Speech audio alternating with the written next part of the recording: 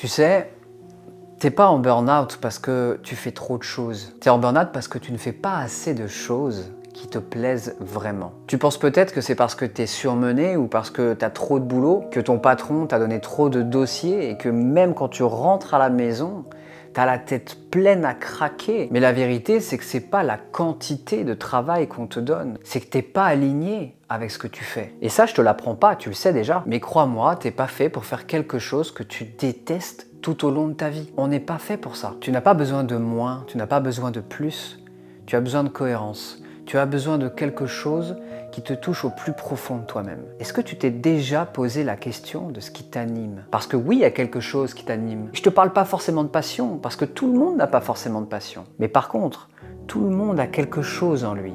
Mais même une petite étincelle d'intérêt pour un métier, une façon de vivre, une façon de voir les choses. Mais pour ça, il faut se poser, il faut se questionner, il faut aller chercher en soi, avoir une discussion, avoir une conversation avec soi-même. Et je sais que c'est pas facile, parce qu'il y a tous les bruits du monde. Il y a maman, il y a papa, il y a les frères et sœurs, il y a les amis qui nous disent « mais tu es fait pour ça ». Mais peut-être que non. Peut-être que tu as de la facilité à faire ce job, mais est-ce que ça te nourrit vraiment ?